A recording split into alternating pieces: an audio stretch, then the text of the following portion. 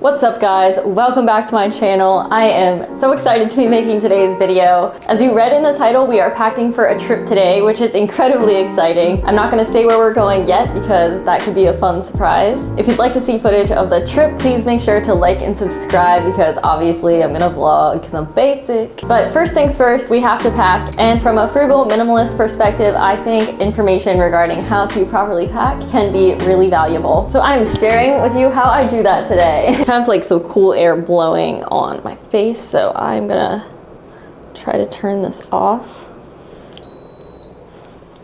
Packing efficiently is important because not doing so could wind up adding unnecessary expenses to your trip. Not to mention all of like the extra weight you have to carry around with you and the hassle that adds on to your travels. So I hope the tips I'm about to share with you will alleviate unnecessary expenses and hassle from travels of your own. I feel like I should say let's do it because I do it every time, so let's do it.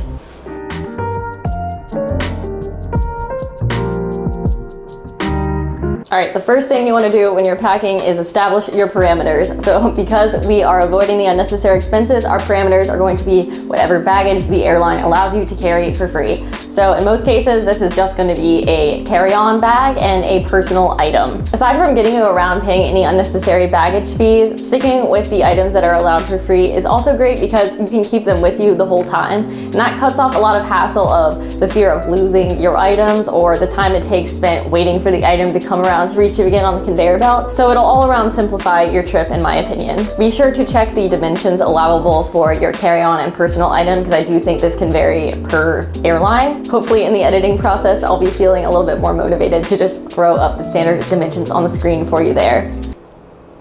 Good job, future me. Now that we have that established, as you have probably guessed if you've seen my previous content, I'm definitely a list maker, a planner. So from there, I just like to make lists in advance of all the things I'm going to be putting into each item.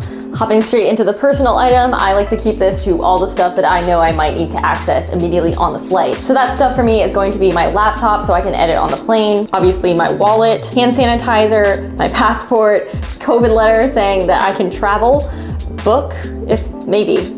I'm not really reading anything right now. Woo. My headphones, a phone charger, my hopefully negative COVID test results, and any medications that you need to take daily or will need to take while on the plane. Can't forget that birth control. And that's pretty much it for the carry-on. My biggest tip there is to make a list in advance so you're not stuck on the plane, unable to access something that will entertain you or medicate you or whatever tickles your peach. Moving on to the fun stuff, which is your carry-on item. This is where you kind of get to curate a mini capsule wardrobe that's gonna sustain you through all types of weather and events throughout your trip. I think the dishwasher is beeping. Thank you. Here, I would obviously recommend making a list as well so you are well planned out when it comes to your trip. This process is really enlightening because when you're packing for a trip, you tend to reach for the items you absolutely know will make you feel your most confident and beautiful. So I think it's a fun opportunity if you're in the process of decluttering to look for the things that you reach for when you're packing to establish what sparks joy the most and take a critical look at what you feel comfortable leaving behind. Aside from that, some things you want to look for when curating your travel capsule wardrobe is clothing that is all in the same color palette or matches together. This will enable you to have the greatest amount of options when you're on travel because you won't have to worry about matching a certain color to a certain thing. You kind of have the most possibility for mix and match if you do this way. So that's where I would start. It's also great for reducing decision fatigue on your trip because you don't have to spend a lot of brain power thinking about how to match a piece of clothing to another because you can pretty much take any two pieces that you've thrown into your bag and match them together, and if you've done this well, you should have a pretty good outfit without thinking about it at all. That's gonna leave a lot more energy for you to actually enjoy your travels because you spent so much less trying to decide how to get dressed in the morning. In the same vein of things, you want to reach for items that are multi-purpose and that they can be taken from day to night according to how they are styled. That again speaks to the decision fatigue reduction a little bit, but it's also really efficient in saving space. And when I'm traveling, this is something I absolutely prioritize because because I have a carry-on, it's really difficult for me to have too much weight on my shoulders when I'm walking around. And whoop, I just touched my microphone. Whoop. Saving space is really important for me because A, you don't want to have a ton of weight on your shoulders, or if you have a rolling bag, you don't want to be lugging that around the whole time when you're on travel. We're trying to reserve our energy for enjoying the vacation. Also, if you're like me and you enjoy thrifting in a certain area or bringing back foods that are local to wherever it is you're traveling, you want to leave space in your bag so that you can carry that stuff back without having to pay extra for any souvenirs you might have obtained. And the final tip for getting started here is, once you've established generally what you're going to bring, set aside the bulkier, heavier, chunkier items and try to wear those on the plane to and from your destination. For example, on this trip, I have a pair of really chunky boots I am hoping to bring, but putting that into my carry-on would take up like a quarter of its space. So I always plan to wear those boots on the days that I'm traveling in and out of the airport. They're really comfortable as well. So, all right, and now on to the actual clothing and packing. Here I'm probably gonna be trying on some things because I like to test out my outfits beforehand to make sure I don't reach the destination and then put on an outfit that actually looks crazy and not like it did at all in my head. I've prepared a list in advance of all the items that I want to bring to make this a little bit easier for myself, and I like to break it out by category. So I just have coats, shirts, pants, shoes, you get the gist. I should probably throw in that I am traveling to a wintry climate area and I will be in that climate for about 10 days, just to give you the parameters of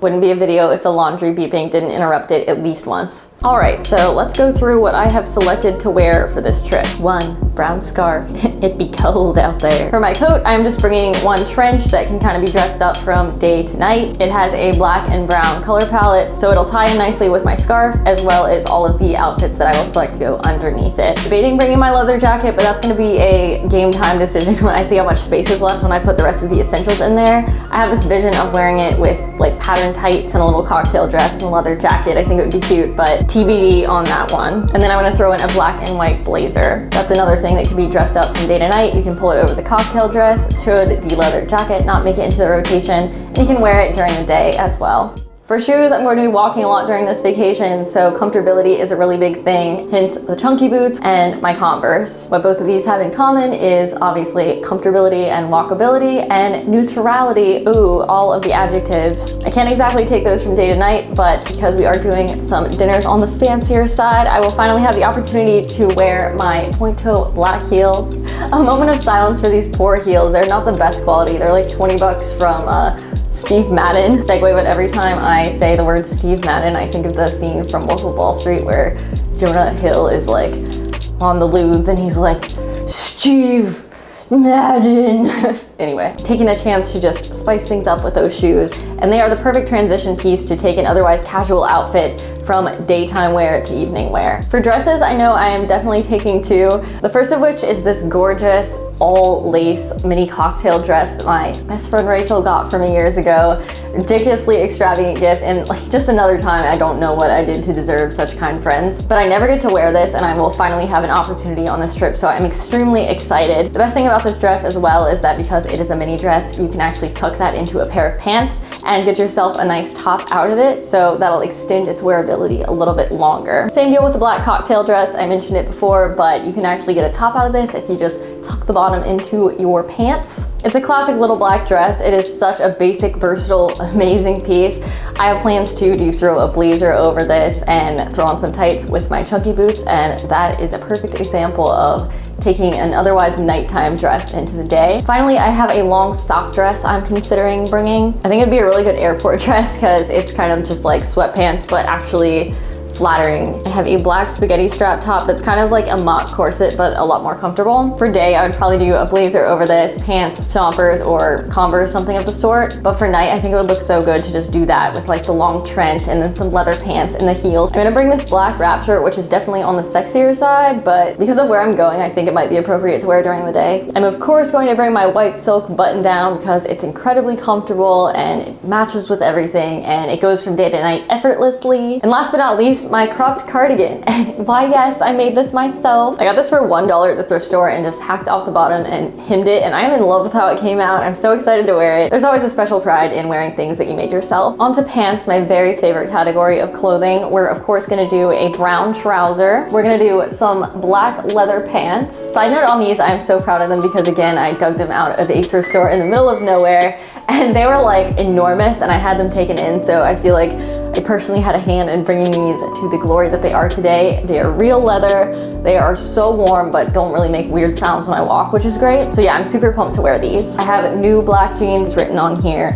Confession time, but I did go to Zara the other day and buy jeans new. So now that you have established what you're going to be bringing, my last tip to actually go ahead and get packing is to roll your clothing. This is the best way that I have found to keep your clothes from wrinkling and from getting damaged, but do it in a safe space. Do it in a space-saving way. I would also recommend wrapping your lighter and more fragile pieces of clothing in the more durable dark ones so that in the chance that something explodes in your bag, your delicates are gonna be protected. My white silk button down is a really good example. I always wrap him up well in another sweater or something that can withstand any sort of adversity that goes on in the bag. For socks and underwear and other such accessories, I really like putting that into my shoes because the shoe, if you just leave it hollow, is completely wasting space. And not to mention it gives those delicate items another layer of protection, so definitely stuff your shoes with your underwear and socks and such. The carry-on bag that I've taken with me to I think 5 countries so far, it's really served me well, is the North Face Basecamp duffel bag in the size medium. I've really found this is able to hold absolutely everything I want to bring for a trip of any length of time. It's truly an incredible bag. It's very comfortable the way it sits on your bag. I highly recommend it if you want to go check that out. That would definitely be something worth buying new. I'm sure you can also find it used. All right, and that is how I pack for a trip. I hope this video was helpful to you, and again, if you got any value out of it,